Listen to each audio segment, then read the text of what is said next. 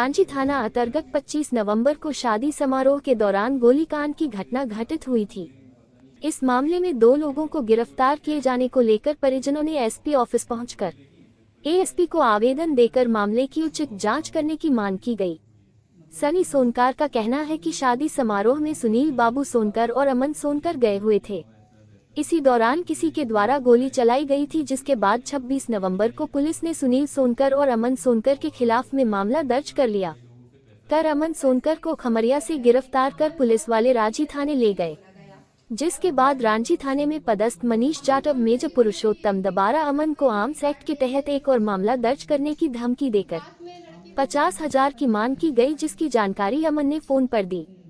वही देर रात को मनीष जाटव को 50 रुपए हाजिर दिए, जिसको लेकर एसपी से रिश्वत लेने वाले पुलिस कर्मियों पर कार्रवाई करने के साथ झूठा मामला दर्ज करने की भी जांच किए जाने की गुहार लगाई गई।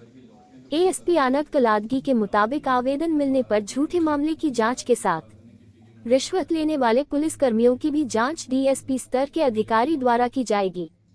सर 25 तारीख के दिन झगड़ा हुआ था सर, शादी में। वहीं बाबू चचा अमन भैया और हम थे शादी में। अज्ञात व्यक्ति रहे, गोलीबाजी की आवाज़ आई तो फिर निकल के देखे, पता नहीं किसी एक जन को गोली लगी।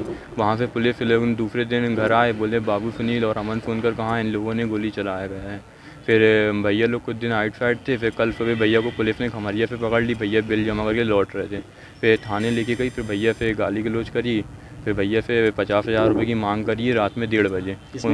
अपने मनीष जाटव सर रहे और पुरुषोत्तम मेजर साहब थे और अर्पित जी थे। और फिर बोलते कि आप 50,000 रुपये नहीं दोगे तो पिस्टल का बंदूक का केस लगाएंगे। फिर भैया को मारे उन लोगों, तो भैया डर गए थे। तो उन लोगों ने किसी के मोबाइल पे फ़ोन लगाया घर में, तो फिर डर के मारे उनको 50,000 रुपये कल रात को 1:30 बजे देना। क्या नाम है? अमन सोनकर, पिता नेमीचंद सोनकर। शिकायत आज आपने कहाँ पर की? जी एसपी सर के पास की।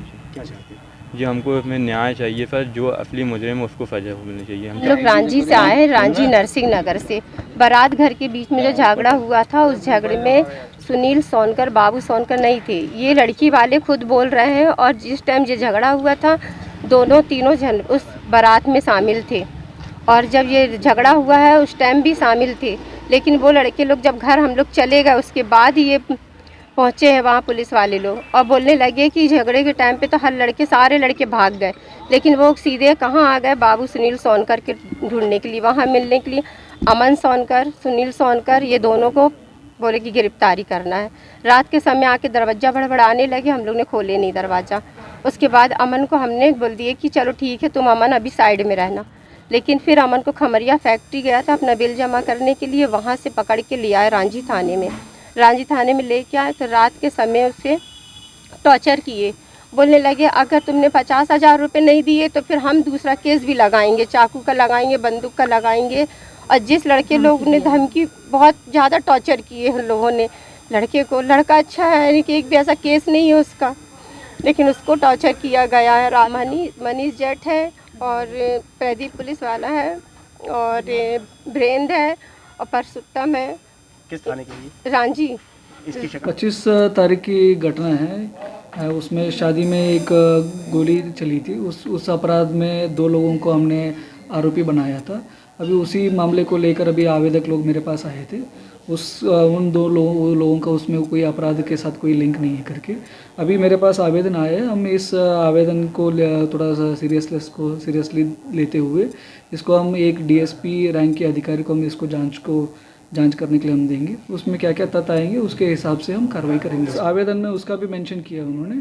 इसके लिए वो एक डीएसपी अधिकारी वो जांच करेगा, इस मामले पे भी जांच करेगा। कुछ पुलिस कर्मियों के खिलाफ 3-4 लोगों का उन्होंने नाम भी मेंशन किए, उस तथ्य के ऊपर भी उन्होंने जांच करेंगे डीएसपी रैंक के अधिकारी। और उस तथ्य में क्या क्या आएंगे उसके हिसाब से उन लोगों के खिलाफ भी हम कार्रवाई करेंगे।